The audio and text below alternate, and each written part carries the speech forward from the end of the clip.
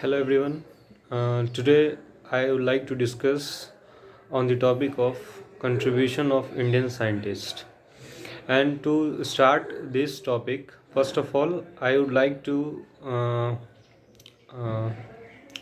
to introduce the first Indian scientist named Dr. C.V. Raman.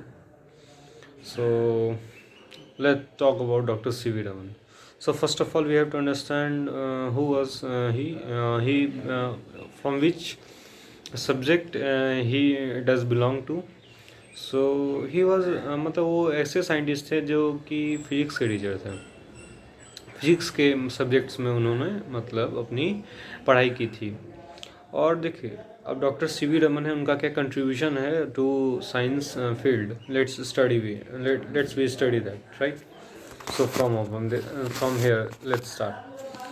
First of all is National Science Day, which is celebrated on 20th February. क्यों we celebrate National Science Day on 20th February on the discovery of Raman effect on 20th February 1928. से देखिए आप समझिए कि doctor CV. Raman जो थे उन्हीं के नाम पे हम लोग 28 फरवरी जो आने वाला है, आज 24 फरवरी हो गया, नहीं आज 25 फरवरी हो गया, और मतलब 26, 27, 28 को जो है हम लोग नेशनल साइंस डे सेलिब्रेट करते हैं. और क्यों करते हैं उस दिन 28 फरवरी को ही हम लोगों ने क्यों चूज़ किया. हम लोगों ने इसलिए उस डे को चूज़ किया क्योंकि it is on the discovery of Raman effect. No red shift tells that universe is expanding. मतलब देखिए पहले हमको समझना होगा कि एक्चुअली कि ये मतलब डॉक्टर सी.वी. रमन कैसे मतलब वो सब कुछ किए क्या नहीं किए. तो मतलब इसमें समझना होगा. पहले हम लोग कुछ डिटेल्स समझ लेते हैं कि मतलब पहले ये पढ़ लेते हैं नेम. हाँ तो मतलब देखिए वो डॉक्टर सी.वी. रमन थे, वो किस चीज़ के लिए जाने गए. वो डॉक्टर सी.वी. रमन जो है जो वो जाने गए an effect named after him, that is Raman effect. Raman effect मतलब एक रमन इफेक्ट क्या होता है वो अभी हम आगे आपको वीडियो में बताएंगे. इस रमन इफेक्ट को उन्होंने मतलब बताया. तो रमन इफेक्ट समझने से पहले हमको ये समझना होगा रमन इफेक्ट है क्या एक्चुअली. देखिए आप ये समझिए ना कि जैसे मतलब रमन इफेक्ट जो बताता है ना, वो बताता है क्या कि in elastic scattering of photons after interaction with molecular sample. मतलब देखिए मतलब रमन इफेक्ट के अकॉर्डिंग क्या है. जैसे पहले आपको ये समझना होगा, रमन इफेक्ट से पहले आपको ये समझना होगा कि रेलिग इफेक्ट क्या होता है. देखिए रेली इफेक्ट ने क्या कहा था कि जैसे कोई भी फोटॉन्स है या मतलब कोई भी मतलब फ्रीक्वेंसी की फोटॉन्स है, लाइट है, तो वो मतलब जब गिरती है ना किसी भी मतलब सरफेस पे, तो वो सरफेस से जब वो रिफ्लेक्ट करके जाती है तो जो इंसिडेंट फ्रीक्वेंसी है और जो reflected frequency of the light है both would be same. But Raman ने इस चीज़ को कहा कि नहीं, ऐसा नहीं हो सकता है. क्यों क्यों ये नहीं हो सकता है. ये इनलास्टिक चेंजेस होता है. अगर वो फ्रीक्वेंसी आई तो और फ्रीक्वेंसी जो रिफ्लेक्ट हुई उस दोनों में चेंजेस होगा, या तो वो उस वाले इंसिडेंट फ्रीक्वेंसी से कम होगी या उस इंसिडेंट फ्रीक्वेंसी से ज़्यादा होगी. तो सिंपली देखिए किसी को अगर ये समझ में नहीं आ रहा है कि स्कैटरिंग क्या होता है, तो स्कैटरिंग कुछ नहीं है.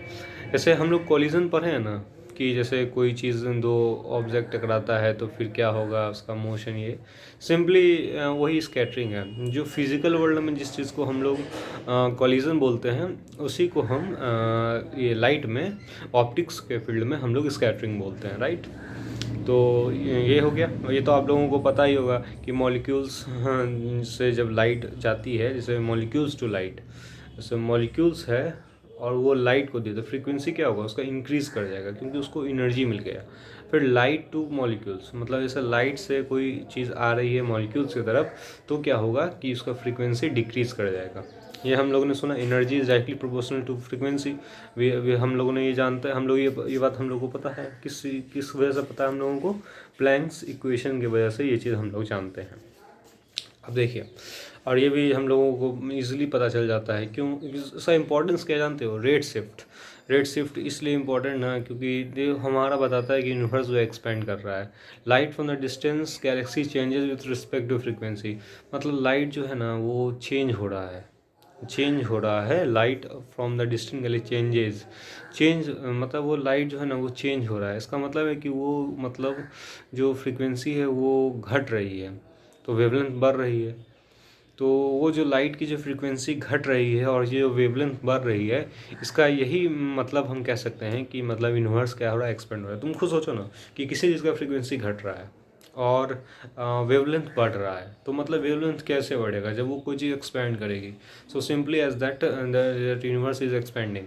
ठीक है ना, ये हम लोगों ने समझ लिया। अब हम इसको पढ़ते हैं जो हम लोग इनइलास्टिक स्कैटरिंग कर रहे थे। मतलब क्या हुआ inelastic scattering, simple as that कि फ्रीक्वेंसी जो वो सेम नहीं रहेगी, there would be a something either gain और loss, right. See now study now I am just I am I am reading the line and you must understand that.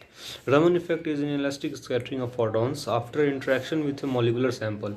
Molecular sample से जब interaction करता है तो उस inelastic scattering of photons मतलब उसको inelastic scattering कहते हैं कि जैसे कोई मतलब लाइट photons की है वो interact की किससे, molecular sample से, तो क्या होगा, तो inelastic scattering होगा। यही रमन इफेक्ट पे आता है। Thus the frequency of a scattered light can increase or decrease compared to original frequency।